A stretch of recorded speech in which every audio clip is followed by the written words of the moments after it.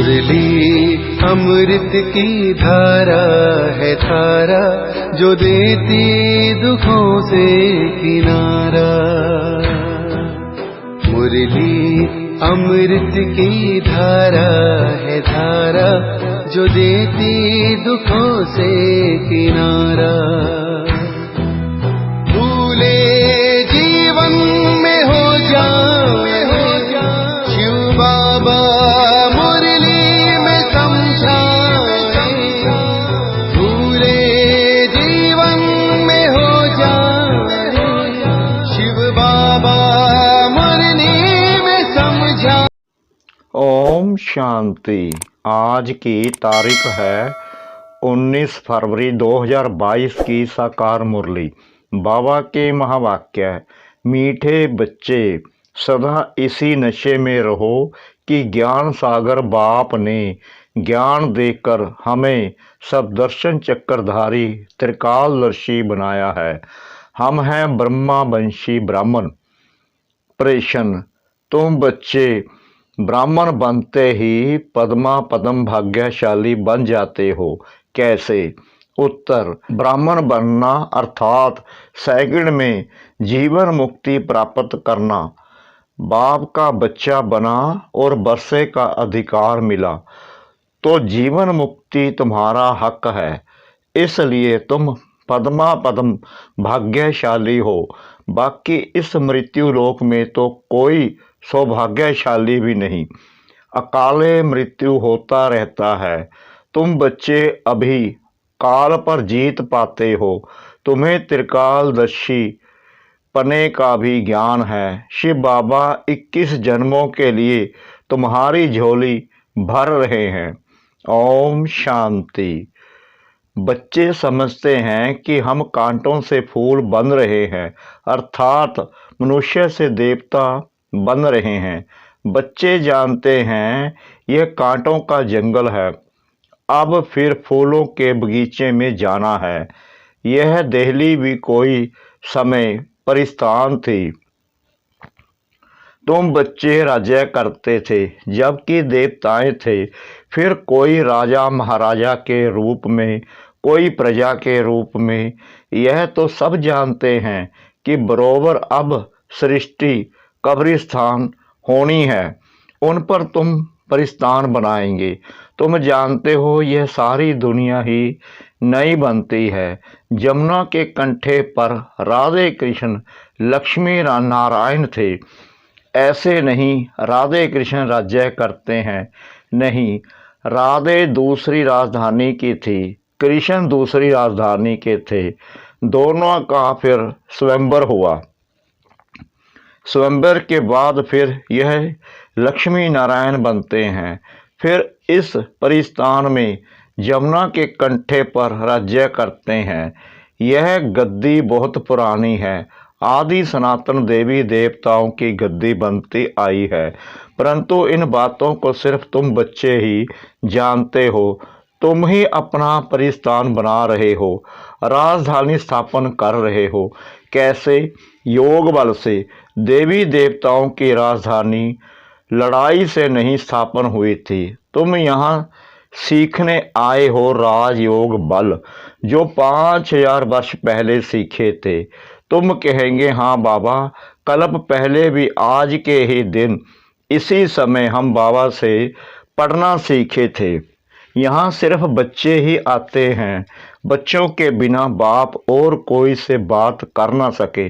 बाप कहते हैं, मैं बच्चों को ही सिखलाता हूँ, तुमको कितना नशा होना चाहिए। ज्ञान का सागर बाप है, उनको ही ज्ञान ज्ञानेश्वर कहते हैं। इसका अर्थ है ईश्वर जो ज्ञान का सागर है, वह इस समय तुमको ज्ञान देते हैं। कौन सा ज्ञान? सृष्टि के आदि मध्य अंत का ज्ञान। तुम बच्चे सब दर्शन चक्रधारी बनते हो, तुम ब्रह्मावंशी हो। विष्णुपुरी जो राज्य करेंगे वह सब दर्शन चक्रधारी त्रिकालदर्शी नहीं है। तुम ब्रह्मावंशी हो, 100 फिर देवता बनेंगे। हम 100 सूर्यवंशी थे, फिर चंद्रवंशी में गए, फिर वैश्य वंशी शूद्रवंशी बने। अब फिर से हम ब्राह्मण वंशी बने हैं। तुम बरोबर जानते हो कि हम सब दर्शन चक्रधारी हैं। सारे सृष्टि के आदि मध्य का ज्ञान हमारे में है। इनसे ही फिर चक्रवर्ती राजा रानी बनेंगे। यह नॉलेज सभी धर्म वालों के लिए है। शिव बाबा सबको कहते हैं, इन ब्रह्मा को भी कहते हैं। इनकी आत्मा भी अब सुन रही है। तुम अब ब्राह्मण हो। हर एक मनुष्य मात्र शिव बाबा का बच्चा भी है, तो ब्रह्मा बाबा का बच्चा भी है। ब्रह्मा है ग्रेट ग्रेट ग्रैंडफादर जिस्मानी, और शिव बाबा है सबका रूहानी बाप। शिव बाबा को प्रजापिता नहीं कहेंगे। शिव बाबा आत्माओं का बाप है। बाप कहते हैं, मैं भारतवासियों को राज्य भाग्य देता हूँ, हीरे जैसा सदा सुखी बनाता हूँ, 21 जन्मों के लिए वर्षा देता हूँ। फिर वह जब पूज्य से पुजारी बनते हैं तो मेरी गलानी करने लग पड़ते हैं। बाप कहते हैं, कितना ऊंचा मैं तुम्हारा बाप हूँ। मैं ही भारत को हेवन पैराडाइज बनाता हूँ। तुम फिर सर्वव्यापी कह गलानी करते हो। 5000 वर्ष पहले भारत स्वर्ग था।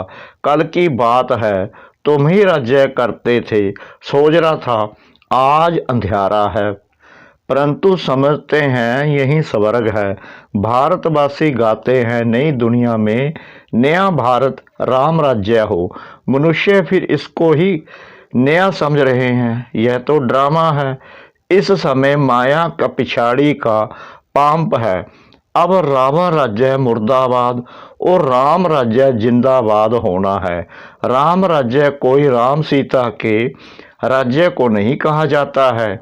सूर्यवंशी राज्य को ही राम राज्य कहा जाता है। तुम आए हो सूर्यवंशी राजा रानी बनने के लिए। यह राजयोग है।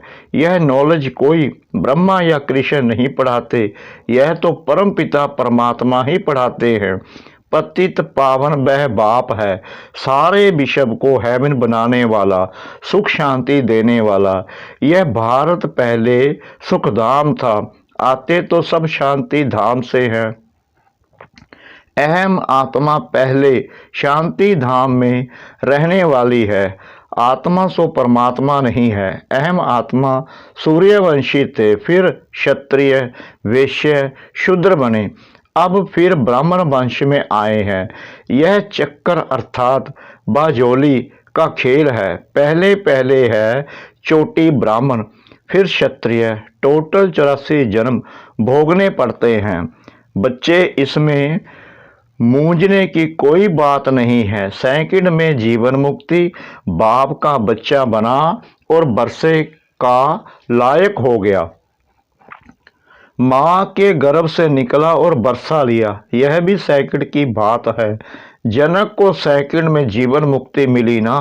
तुम भी ईश्वर के बने तो जीवन मुक्ति तुम्हारा हक है। तुम अमरलोक के मालिक बनते हो। यह है मृत्युलोक। तुमसे सौभाग्यशाली और कोई है नहीं। यहाँ तो अकाले मृत्यु हो जाता है। अब तुम काल पर विजय पाते हो। बाप कालों का काल है, तो उस बाप से तुमको कितना वर्षा मिलता है।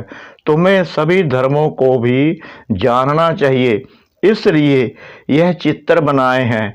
यह पाठशाला है। कौन पढ़ाते हैं? भगवानुवाच, कृष्ण नहीं पढ़ाते। ज्ञान का सागर कृष्ण नहीं है, वह तो परमपिता परमात्मा है। वही तुमको ज्ञान दे रहे हैं। तुम हो ज्ञान गंगाएं। देवताओं में तो यह ज्ञान होता ही नहीं, तुम ब्राह्मणों में ही यह ज्ञान है। त्रिकालदर्शी पने का तुम ही इस समय यह ज्ञान सीखकर वर्षा पाते हो। राजयोग सीख स्वर्ग के राजा रानी बनते हो। तुम जानते हो हम बाबा द्वारा काल पर जीत पाएंगे। वहां तुमको साक्षात्कार होगा तो यह पुराना शरीर छोड़ जाकर छोटा बच्चा बनेंगे। सर्व का मिसाल, यह सब मिसाल तुम्हारे लिए ही है। यही भारत पहले शिवालय था। चैतन्य देवी देवताओं का राज्य था जिनके मंदिर बनाए हुए हैं। शिव बाबा आकर शिवालय बनाते हैं, रावण फिर वेश्यालय बनाते हैं। बड़े बड़े विद्वान पंडित यह नहीं जानते कि रावण क्या चीज है। तुम जानते हो रावण का आधा कल्प राज्य चलता है। दिल्ली पर गॉडेस लक्ष्मी नारायण का राज्य था। कहते भी हैं क्राइस्ट से 3000 वर्ष पहले भारत हेवन था, परंतु फिर भूल गए हैं। कोई मरता है तो कहते हैं स्वर्गवासी हुआ, मुख मीठा कर देते हैं। जब भारत स्वर्ग था तो पुनर्जन्म भी स्वर्ग में होता था। अब भारत नरक है तो पुनर्जन्म भी नरक में लेते हैं। बाप कहते हैं बच्चे तुमको याद है ना, कल्प कल्प मैं आकर तुमको स्वर्ग का मालिक बनाता हूँ। अब तुम पतित से पावन बन रहे हो। यह काम एक ही बाप का है, बच्चों की बुद्धि में है। ऊंचे ते ऊंचा शिव बाबा इस ब्रह्मा द्वारा बैठ सभी वेद शास्त्रों का सार समझाते हैं। भक्ति मार्ग में तो मनुष्य खर्चा करते करते कोड़ी मिसल बन गए हैं। बाप कहते हैं मैंने तुम बच्चों को हीरे जवाहरों के महल बनाकर दिए, फिर तो तुमको नीचे उतरना ही था, कला कमती होनी ही थी। उस समय कोई ऊपर चढ़ ना सके क्योंकि है ही गिरती कला का समय। इस समय तुम सबसे ऊंच ईश्वरीय औलाद ही, फिर देवता क्षत्रिय बनना ही है।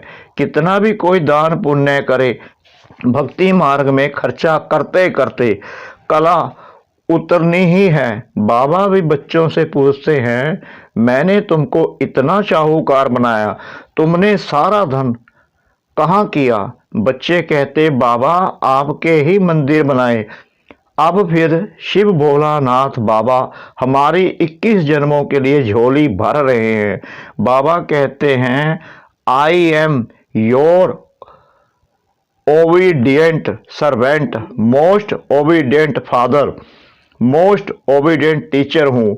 पारलौकिक फादर, पारलौकिक टीचर और परलोक में रहने वाला मोस्ट ओबीडियंट सतगुरु भी हूँ। तुमको साथ ले जाऊंगा और कोई गुरु तुमको साथ नहीं ले जाएगा।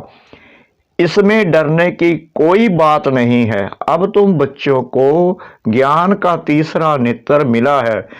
इन नेत्रों से इस बाबा को देखते हो। शिव बाबा को तो बुद्धि के नेत्र से जाना जाता है। वर्षा शिव बाबा से मिलता है। इस ब्रह्मा को भी वर्षा शिव बाबा से मिल रहा है। ऊंचे ते ऊंचा है ही शिव बाबा, फिर ब्रह्मा विष्णु शंकर, फिर ब्रह्मा सरस्वती, फिर लक्ष्मी नारायण। बस उन्होंने कितने ढेर चित्र बनाए हैं, 6-8 भुजा वाला कोई है नहीं। यह सब है भक्ति मार्ग का खेल। Waste of time, waste of energy. वास्तव में सर्वशास्त्र में शिरोमणि है गीता। उनमें भी बाप के बदले बच्चे का नाम डाल एक भूल कर दी है। यह भी ड्रामा है। सबका सदगति दाता पतित पावन एक बाप ही है। फिर दूसरा बाप है प्रजापिता ब्रह्मा, तीसरा है लौकिक बाप। जन्म बाय जन्म 2 बाप मिलते हैं। इस एक ही समय पर 3 बाप मिलते हैं। इसमें मूंझने की कोई बात ही नहीं। कहते हैं ज्ञान, भक्ति और वैराग्य। अब वैराग्य भी 2 प्रकार का है, एक है हद का, दूसरा है बेहद का। सन्यासी तो घर बार छोड़ जंगल में चले जाते हैं। यहाँ तो तुम पुरानी दुनिया को ही बुद्धि से छोड़ते हो। वह है हठ योग, यह है राजयोग। हठ योगी कभी राजयोग सिखला नहीं सकते। बहुत अच्छी अच्छी बातें समझने की है। तुम बच्चे ही इस समय कांटों से फूल बनते हो। पहले नंबर में तो देह अभिमान का बड़ा कांटा है, उनको बाप ही छुड़ा सकते हैं और कोई की ताकत ही नहीं है। अच्छा मीठे मीठे सिकना दे बच्चों प्रति माता पिता बाप दादा का याद प्यार और गुड मॉर्निंग। रूहानी बाप की रूहानी बच्चों को नमस्ते। हम रूहानी बच्चों की रूहानी बाप दादा को श्रद्धा भरी प्रेम भरी नमस्ते। शुक्रिया बाबा, शुक्रिया बाबा, शुक्रिया बाबा इस मीठी मीठी मीठी मुरली के लिए। धारणा के लिए मुख्य सार। नंबर 1, इस पुरानी दुनिया को बुद्धि से भूल बेहद का विरागी बनना है। देह अभिमान के भूत को निकाल देना है। नंबर 2, बाप समान ओबीडियंट बन सेवा करनी है। आप समान बनाना है। किसी भी बात में मूंझना नहीं है। वरदान, परमात्म प्यार के आधार पर दुख की दुनिया को भूलने वाले सुख शांति संपन्न भव। परमात्म प्यार ऐसा सुखदाई है जो उसमें यदि खो जाओ तो यह दुख की दुनिया भूल जाएगी। इस जीवन में जो चाहिए वो सर्व कामनाएं पूर्ण कर देना, यही तो परमात्म प्यार की निशानी है। बाप सुख शांति क्या देता, लेकिन उसका भंडार बना देता है। जैसे बाप सुख का सागर है, नदी तालाब नहीं, ऐसे बच्चों को भी सुख के भंडार का मालिक बना देता है। इसलिए मांगने की आवश्यकता नहीं, सिर्फ मिले हुए खजाने को विधि पूर्वक समय प्रति समय कार्य में लगाओ। स्लोगन, अपनी सर्व जिम्मेवारियों का बोझ बाप हवाले कर डबल लाइट बनो। अपनी सर्व जिम्मेवारियों का बोझ बाप हवाले कर डबल लाइट बनो। मातेश्वरी जी के अनमोल महावाक्य। निराकार परमात्मा की अपनी साकार ब्रह्मा तन में प्रवेश होने की विचित्र तरकीब यानी युक्ति। देखो, परमात्मा ने यह अपनी तरकीब रची है, अर्थात अपना साकार तन मुकर्रर किया है, जिस प्रकृति का आधार ले आता है। नहीं तो हम साकार मनुष्य आत्माएं निराकार की गोद में कैसे बैठ सके। इसलिए परमात्मा कहते हैं, साकार रूप में आए तुम मेरी गोद लो। इसमें कुछ देने की बात नहीं है, सिर्फ 5 विकार जिन्होंने तुमको दुखी अशांत बनाया उन्हों का संन्यास कर और मुझ परमात्मा को निरंतर याद करो। मनसा वाचा कर्मणा मेरे डायरेक्शन पर चलो तो मैं तेरे पापों को दग्ध करूंगा और परम धाम में ले चलूंगा। यह है परमात्मा की हम आत्माओं से प्रतिज्ञा। अब उनके फरमान को फॉलो करना है। सिर्फ माँ बाप कहने मात्र ही नहीं चाहिए, परंतु उनका संपूर्ण हो जाने से संपूर्ण प्राप्ति होती है। थोड़ा संबंध जोड़ेंगे तो थोड़ा मिलेगा। अब जो बाप का धंधा वही बच्चों का धंधा है। यहाँ फारगति की कोई बात नहीं। यहाँ तो 21 पीढ़ी तक उस प्रॉपर्टी को भोगना है। अब इतना जानना है कि इनसे ज्यादा कोई अथॉरिटी नहीं है।